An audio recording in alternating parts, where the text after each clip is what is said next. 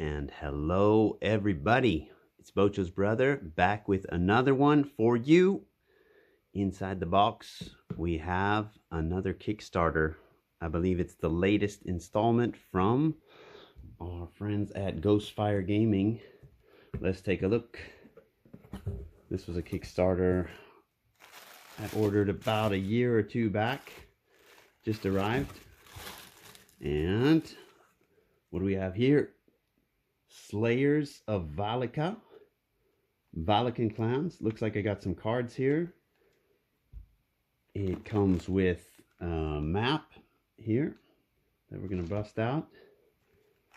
And the goods themselves. The Raider's Guide to Valika. Take a look at that. As well as the Grim Hollow Valikan Clans Saga of Seasons, a campaign book. So that's kind of a book for the GMs. And oh, I got a couple of these players guides for my players in the campaign. So I put those in there as add-ons. Got a couple of the old players guides. Everything is looking like it's arrived in good mint condition here to the North Pole, the north of Sweden. So let's go ahead and start with one of the books here. Let's take a look at this one here. The Raider's Guide to Valika. Look at that. We got these kind of Viking-like heroes here on the front with an elf shooting at Leviathan that's coming out, bursting out of the water. Some sort of a Viking hero here, as well as some sort of heroic paladin elf-like person, and they're fighting off this kind of reoccurring theme. If you see, the artwork kind of goes around here onto the back of these salamander-like creatures, which I believe could be on an island of Cindergast. We'll see what's going on here. So I already put a little slice in there, a little slice of heaven, so we can open that up for you and check this book out. There we are. Great artwork. Just here on the front. I have a little bit of inspiration around the book. As you can see, I've got Icewind Dale over here, Frost Maiden, the campaign in which our heroes are currently involved, and we have been using 10 towns as Hrist, which is a location inside here. If you see on your initial page, you get a beautiful map. Here's Hrist. Our adventurers have kind of gone around here up to the Sea of Turmoil. That's where we had Auril the Frost Maiden in there. The different mountains, some Dwergar were dwelling in here. But this is really a much more updated and beautiful map than the original, which you can see here. This was the original one on the cloth map. I did a video earlier on Grarjord, which I thought that area was called just the Grarjord, but in fact the Grarjord is just this area down here. This entire area here in the north, I believe too, is referred to as Valika, where we've got these Valikan clans living. So let's just give it a little flip through and let me know what you think. I'll put Icewind Dale to the side here for just a minute, because that's not anything we're going to be looking at anytime soon. Flip open the first page, and here we have a raider right there. Kind of these wildlings that are living here in the north. Raider's Guide to Valika. I'm just going to flip through a little bit here and there, covering some of the pages. I heard from some other videos that people, you know, take pictures of the videos and to use instead of just buying the book. I can't imagine anybody doing that.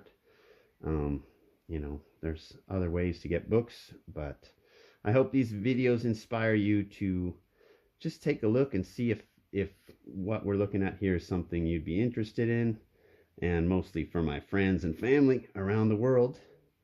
Look at this initial picture. I'm telling you, I was a little bit concerned about the artwork, the direction things were heading in the latest Dungeons and Dragons installment, the 2024 edition. And this is what I like to see. Deep, dark colors. Look at that. The volcanic activity. And I believe this would be Gormadrog, or perhaps aspect of Gormadrog, because Gormadrog is like this great worm chomping at the bit of the world tree, and this great hero here that's fighting him. Here we have a little introduction. Let's take a look at that, where they're talking about Ghostfire Gaming and how they funded the books and everything. And then look at that. That's where we are, up in the north. Deep snow up to your knees, freezing temperatures. The Valika Gazetteer is the chapter 1. We'll talk a little bit about the current Valikan clans that are living there in the north. I believe there are 6, perhaps 7. They share a little bit about the prismatic circle here. Thrall. Take a look at that. The magic. So yeah, here are some of the clans. You have the Rune clan. I talk about that a little bit in my Grarjord video. Let's read a little bit about the Rune clan. Life among the Rune clan is no less arduous than for others in Valika. However, the clan's deep connections to magic give its people a unique focus among the Northlanders and a notably broader worldview than that of many other clans, provided an advantageous perspective. So this clan, a little bit more involved in magic and using runes to empower themselves, kind of like these rune tattoos. It reminds me a bit of Critical Role, that turtle that has the ship captain, and he kind of uses crystal dust and stuff to instill tattoos into the characters. That's something you would be able to do with this book. It's a feature you get later on. Then we have Clan Seer. The most legendary metalworkers of the north hail from Clan Seer, founded by and named for Seer, the Seven-Bladed, the thrice condemned warrior and weaponsmith who made their name among the 7 heroes who defeated Gormadrog. There's that Gormadrog we talked about a little earlier. Little is known of Seer's life before they entered Kentigern's saga, aside from the death sentences imposed on them by various chiefs of the ancient clans dwelling outside the territory of the elementals that ruled the northern wastes. So this Seer clan, kind of the blacksmiths of the north. Very cool. Here you see one of their forges. Good way to keep warm in those freezing temperatures. The original book did go into a little bit of detail about the north, about Valika and the Grarjord, but with this we're going to get much more detail and really be able to flesh out that northern atmosphere. The next clan is Clan Volgar. When most folk of the Etheris Southlands think of Valika, they think of Clan Volgar, whether they know that name or not. The shape and power of the north is defined by the predations of the Volga raiders and the attacks they've made against seaports, fishing villages, and river communities across the southern lands of Etheris for generations. So this Volgar, which almost sounds like vulgar, that's a little Scandinavian letter there. Looks like these are your traditional violent raiding Viking type clan. So, you know, you watch the Vikings TV series, you get a little inspired, you make some Viking like characters from Valika, and suddenly you're going to town looking for a longship. Blood and steel, strength of rule. And we get little stories and little snippets that really help flesh out the area. Look at these guys. Little reminder of kind of a Game of Thrones thing, you know. The law is a little bit rough when you go farther north.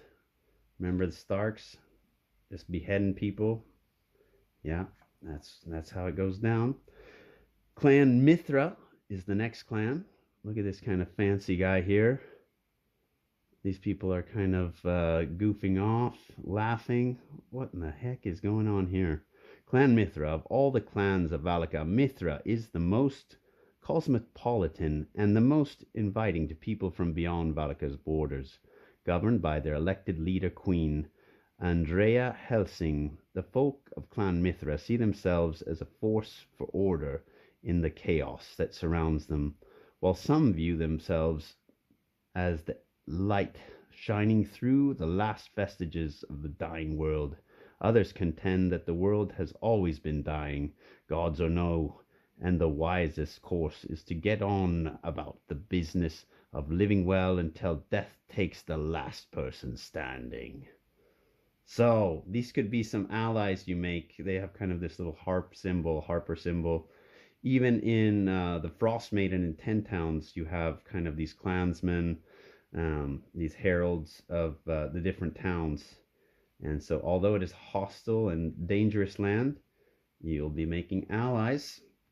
The next clan, that looks like an ogrish here.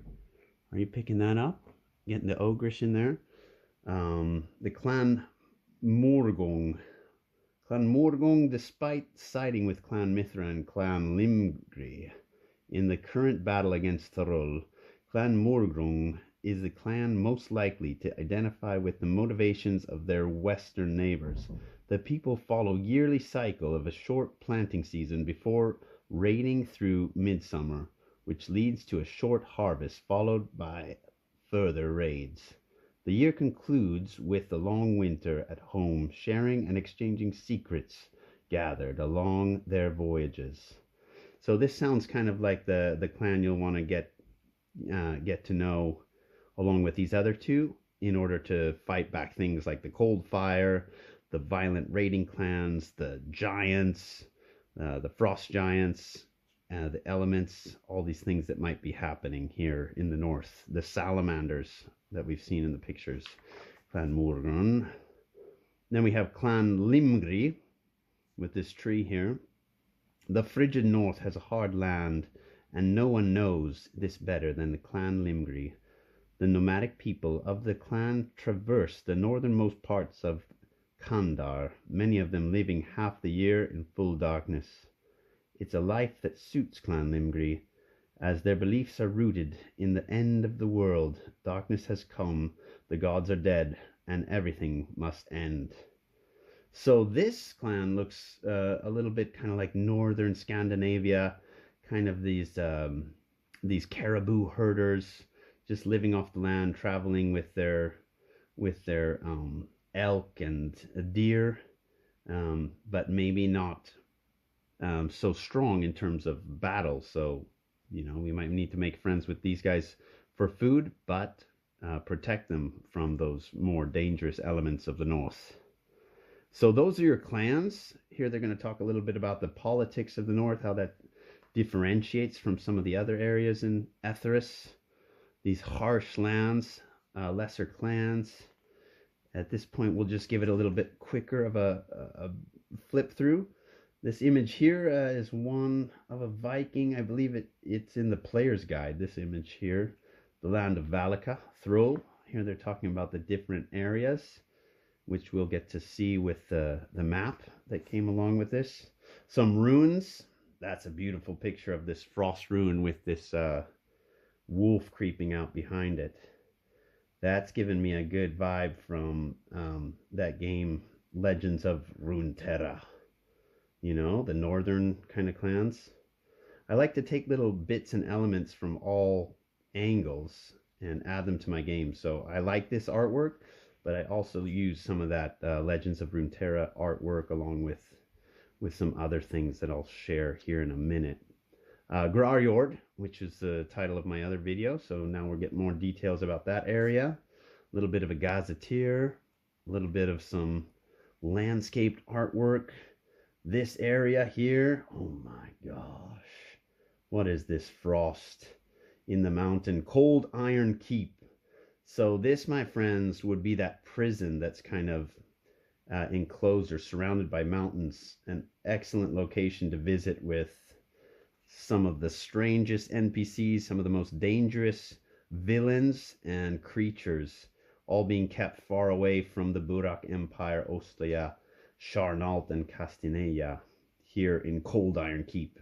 Great adventures could be had here, and I believe they give you a little bit of some ideas on what you could do in terms of a short kind of one-shot session, or you could build something into a longer campaign around this whole northern area. Flipping through, we have Volgan and Cindergast. So I believe this is a little island farther north to northeast. And what I'm thinking is happening here, we'll find out by reading this, but I get the feeling that there's an upheaval in the elements: fire, earth, wind, ice, and water. And salamanders might be bursting forth from this disruption. Frost fire might be erupting from this. And I don't know, in my campaign, is it the Frost Maiden that's bringing this about? Or is it something else? Could it be elements of wizardry? Bane of the Cosmic Forge, perhaps? You know, give me your ideas. What would you think of putting in this island here with Cindergast and these elements? Let me know in the comments below. So there's a place, and then we get some important NPCs. These people look quite cool. I believe I recognize this name, for example, from the original campaign guide, Shadana. But it's going to be great to have these guys fleshed out, their pictures.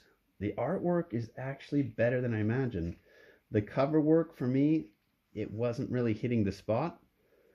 And I was a little concerned, to be honest, if it was going to be up to snuff with the player's guide. But this one, for example, Grenhilde, absolutely beautiful artwork with that gold and the sickle here. This revenant here. So here are some NPCs and here are 3 on the page at a time. Plenty of fantastic NPCs to bring into your campaign. Here, look at these adventure concepts. That's right. We're going to be hitting the open seas. We're going to have northern lights, aurora borealis. We're going to have freezing temperatures. This will be a great way to come and revisit the north, the Valikan area, once we've completed Auril and the Frost Maiden, and maybe go venture down to the south. We'll have a reason to come back, maybe start new characters as well, because as you'll see, there's an adventure, a whole campaign that takes place during the different seasons of the year, and we'll check that book out as well, perhaps in a second video. Look at this person here with this axe. Look at this Viking kind of woman, Valika. Deadly, deadly, outfoxing the fox. So those are some stories. Here's a full page artwork. Look at these heroes. These are probably recognizable NPCs here, not just some random artwork. We got this little Weshelkind dude with a bow. It's like a little automaton, I believe.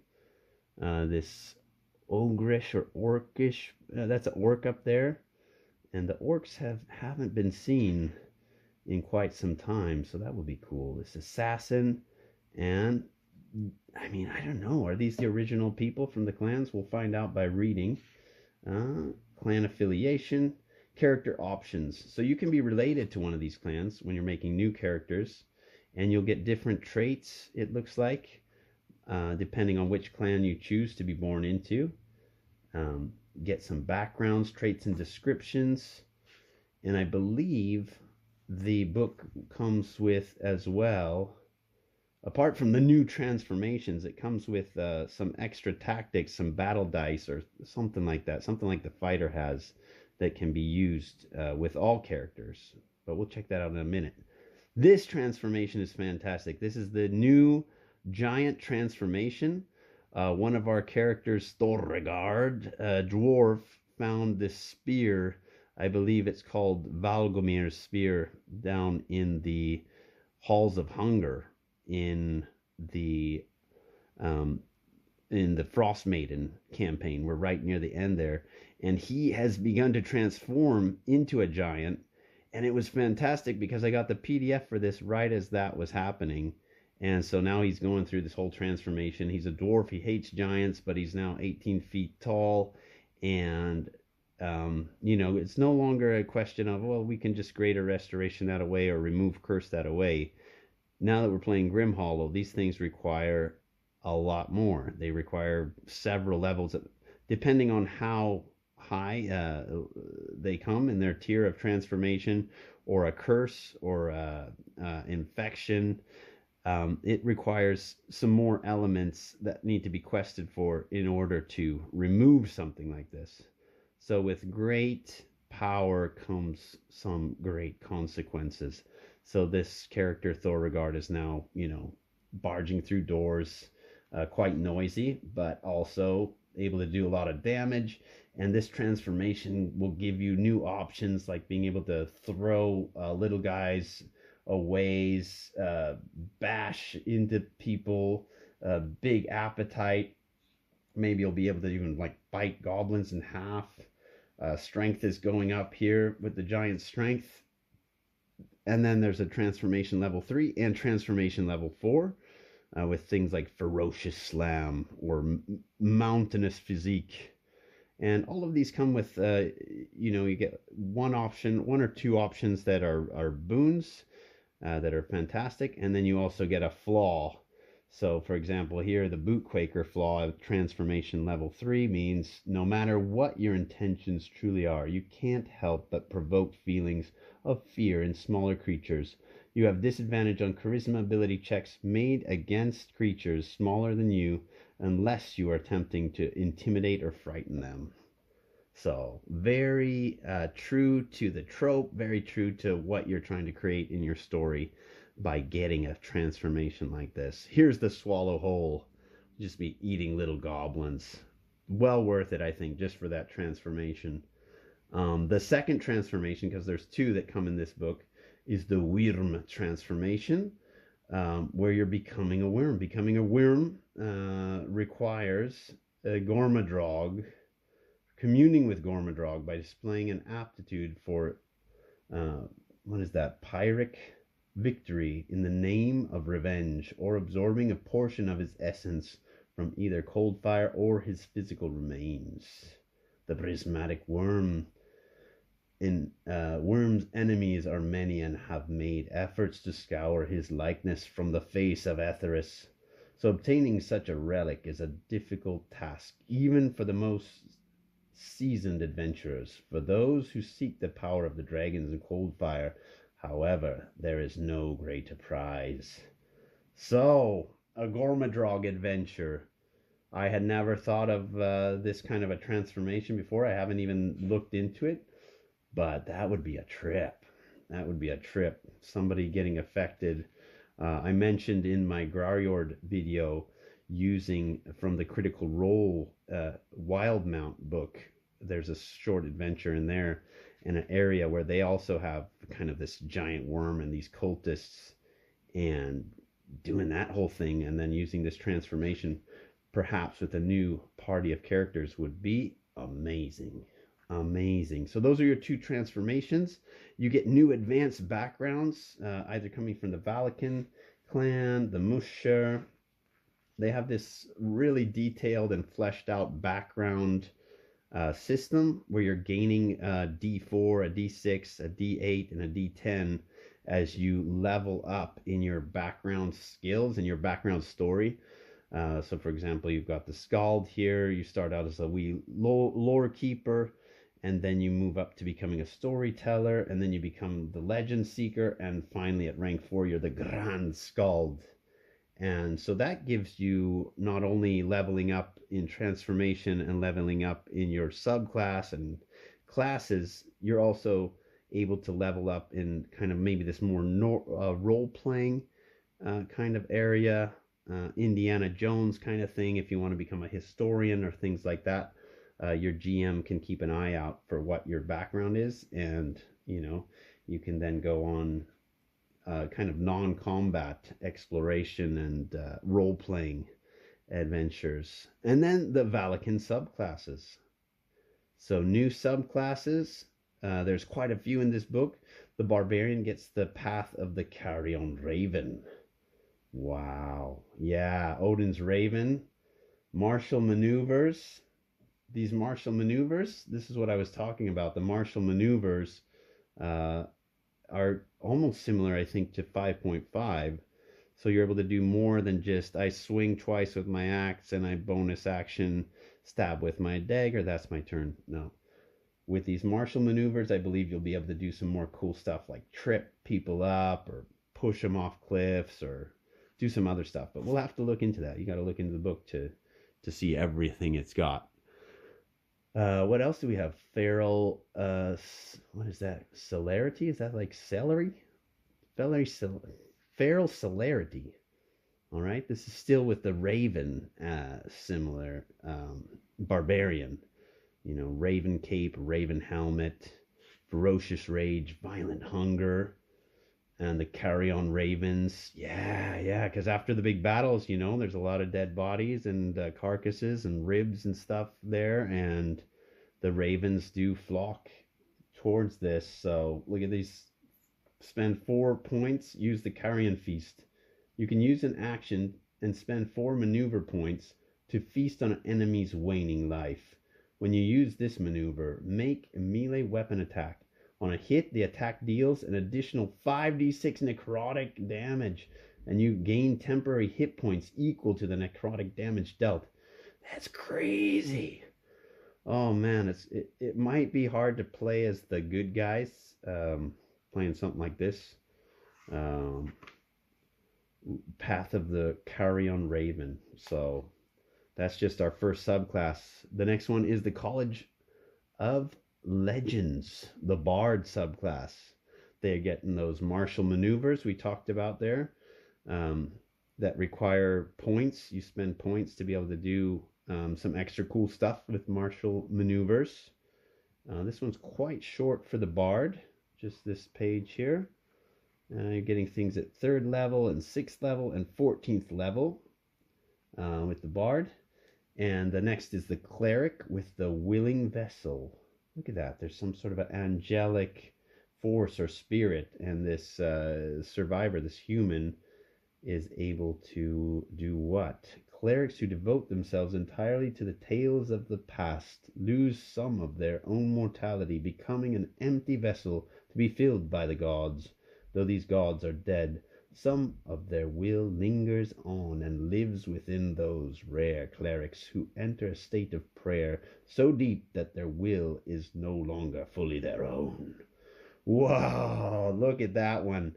Any of you guys watching the latest Critical Role will know, spoiler alert, but the players are in fact playing as gods, which I think this would be a super cool way to do that.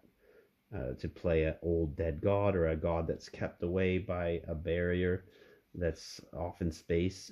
You play this willing vessel, and you get these martial maneuvers, domain spells, command, later on banishment, death ward, commune, and hollow. Grim Hollow does come with its own extra spells as well. Divine possession at 14th level. I believe our character's around 14th level right now, so we're looking forward to seeing the full spread that you can get from going all the way up to things like 17th, 18th, 19th, 20th level.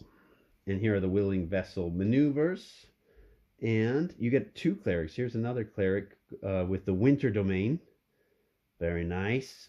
Frost Maiden, Frost Druids, this kind of thing. Biting Chill, Strength Through Suffering, Child of Frost. The next one is the Druid, Circle of Stone Razors. That looks pretty cool. Look at this. She's using the earth, the stones, the ice, the glacier to make attacks. It's a druid class. So I believe they would definitely be, look at that stone shape, stone skin, kind of protecting oneself with these elemental earth skills and abilities. All right, life ward pattern. And the fighter, it's a blade breaker. Blade breaker. Look at all these broken blades around here. What's the story with this fighter of the blade breaker? Stance of the blade breaker. At 3rd level, your martial training allows you to develop a battle stance chosen from the list below. And you can be the adamantine bull, the iron punisher, the steel serpent, or the weightless mithril. So this fighter, I think, could go quite well if you got some sort of a background in one of those clans. I'm not sure if it was it Volga or Seed that were the blacksmiths. They would have a fighter of blade breaking, the blade breaker fighter. So that's pretty cool. Breaker of Minds at 10th level. That'll be fun. Playing against humanoids and things like that with axes and maces and spears and stuff. You break all their weapons. Another fighter here, the Mammoth Hunter. That's pretty crazy. Cautious approach, friendly forces, Mammoth Slayer. What is that going to do? You can use an extra damage dice from cautious attacker on each successful weapon attack rather than once per turn. So that's pretty cool. There were these frost giants on mammoths, you know, just strolling along the tundra of the north that my characters, the players, they avoided. But meeting one of these guys, even if it's just an NPC, would just be very cool. Very cool. We get to the monk, Way of the Dying Light. Look at this guy. Look at this orcish fellow whipping. It looks like he's whipping his own back. Similar to that god that was into pain in the Dungeons and Dragons world. This guy's getting, I think, stronger the more pain he's in. Way of the Dying Light. Revelation of pain. Hurt me more. No. Scars of penance. You gain proficiency with whips and flails. These weapons also count as monk weapons for you. Yeah, we've seen this sort of thing before.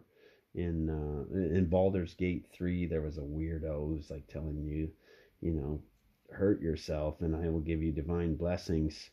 So if you're into making a group of kind of strange guys who are into blood magic and this scarring and stuff, that's the monk for you. This one is called, what is it called? Way of the Dying Light. So it's a whole story there with the martial maneuvers. And the next is the Paladin, Oath of Undying Flame. I've never played a Paladin. I'd love to play a Paladin. What's going on in the Paladins these days? Look at this. I think that's more of the Blood Monk there. Let's see if there's some artwork for this Oath of the Undying Flame. There's a sword. Or is this the picture for the Undying Flame? Not sure, but what do they have? Hammer and anvil. What's their story? They get a burning blade, warmth of the hearth. So they're going to be the opposite of all that frost damage, the opposite of all that, those Cone of Colds, Ice Wall.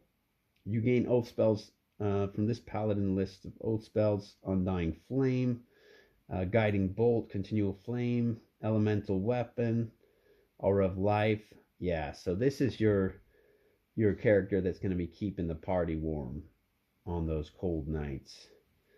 With this paladin, it has the martial maneuvers, which we're going to learn about as we're playing. Ironhide forging, just a whole you know, a whole slew of extra options that you'll be able to bring to your table here and upgrade your game, you know. Ranger, the North Wind Ranger. What's going on with the Ranger these days? This is another class I haven't played quite a lot, but what's their story? Rangers who emulate this archetype draw their power from the winds and that scour the Arctic tundra. No matter where in the world they find themselves, these rangers always feel the bracing chill of the north wind at their backs.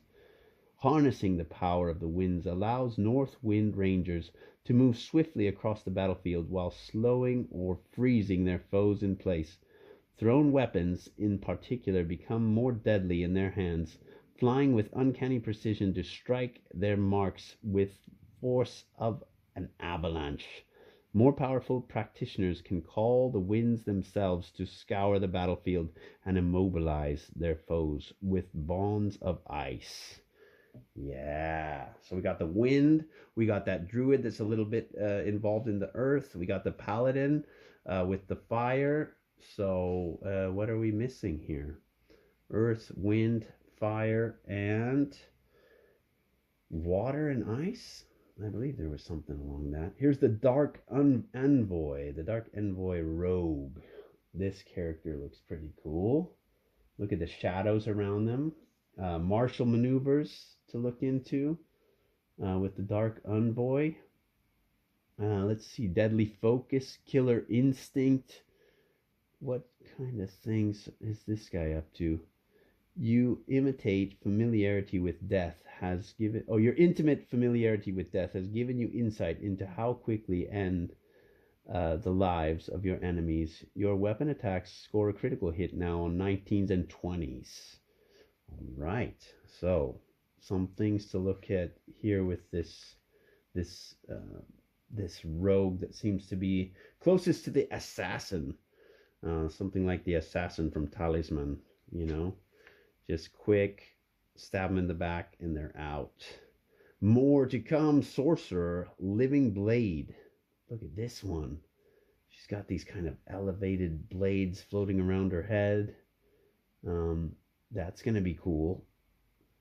Shooting blades and flipping them around and stuff. Extra attack. Let's take a look at one of these, like cross blades of the defender. You and your blade act as one, prowling defensively like a wolf defending her den. While in this stance, your speed is reduced by 10 feet. You cannot be disarmed, and you gain a bonus to your AC equal to your charisma modifier. Oh wow! So you get this sorcerer with the living blade, and you get that one back here with the wind, the ranger with the wind and the blades, and next thing you know, everybody's just throw out a blade wall and stuff. 5.5 has upgraded the blade wall, so you could really just ginsu through enemies with that combo. The Warlock of Gormadrog. I really like that Gormadrog is not just something you'd be fighting against, but something you could build characters around, wanting to be part of Gormadrog's rebirth, you know. You can hear the breathing of the prismatic serpent that coils around the world. You feel the cold fire of its breath upon your flesh. You can taste the rime of the northern seas upon your lips. Long has Gormadrog slumbered, and long may it yet slumber before the world's ending. Even if that day is far off, your patron grants you power, one condition, that you hasten the day's arrival. Oh my gosh. And this is a Laneshi. Oh my goodness. You know, the Laneshi are the underwater people of Etheris. And I have, well, I can't reveal the secret because my party may be watching, but Laneshi are on their way to the north. And Gormadrog, these cultists who want to awaken the Great Wyrm, are also a fantastic part as NPCs that would be involved in your campaign. So really cool. You could make a character NPC that maybe joins the party, but maybe turns their back on them. Very cool, this Gormadrog Warlock. Here we have a Burning Mind Wizard. So that's good. More flame. The Burning Mind Wizard, the Flame Paladin. These kind of characters to keep you warm in the north would be good. Wizards who study the saga of the burning mind learn that a keen mind is sharper than any blade. Moving at the speed of thought, these blade-wielding wizards met out death with what is that? Preternatural precision. Burning mind practitioners are few, as the art can down be a bloody ritual to an apprentice that already carries the gift of magic. A rare gift indeed. To be a burning mind is to be both magic and death incarnate, and many superstitions surround them. Pretty cool. I mean, just look at there's a story going on there. Snow is melting. Maybe a good way to combat that cold fire. Scalding hot, boiling damage coming from this wizard here.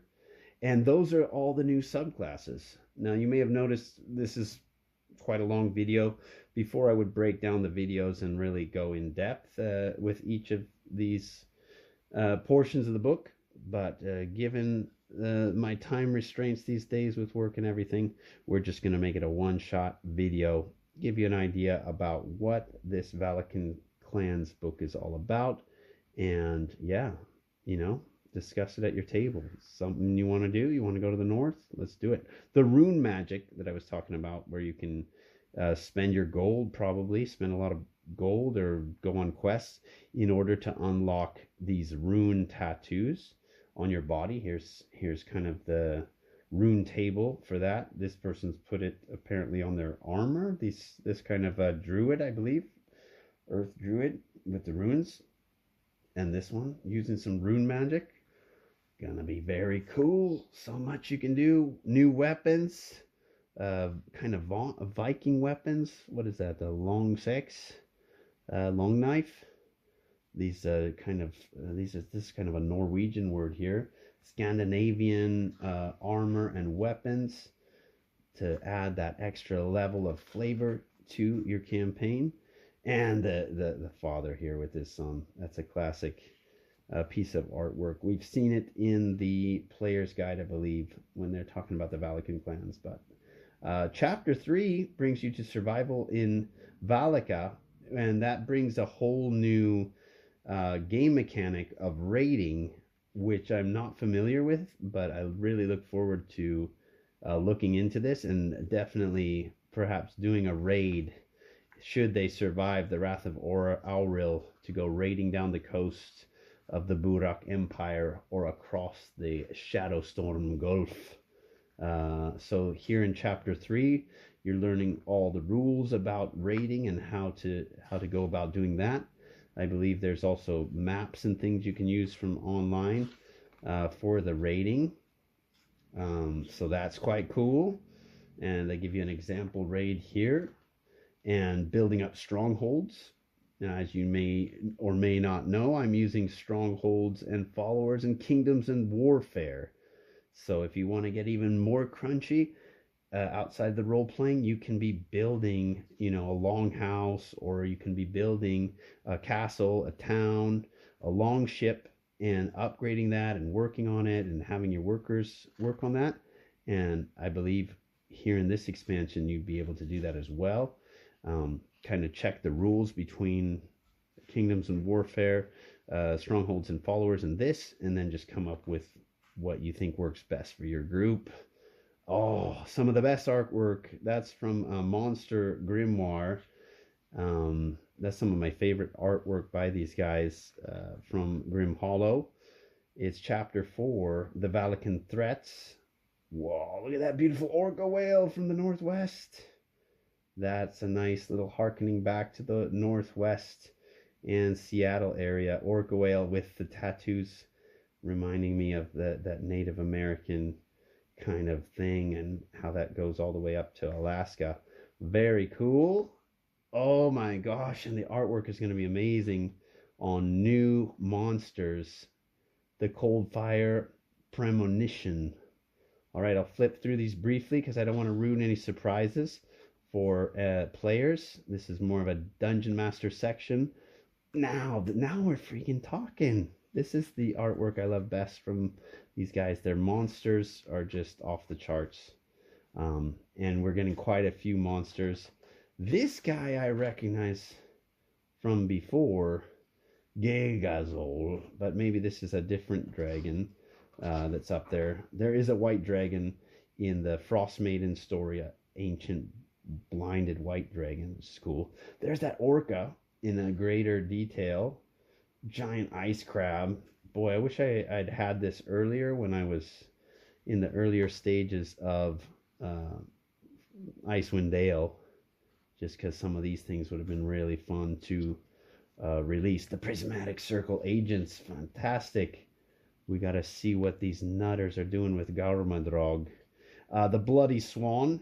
I mean, I clearly remember this kind of creature from the Monster Grimoire. Just a nasty kind of idea, but this one might be a little bit different. This swan. Vulgar Raiders, of course, with a little more detail.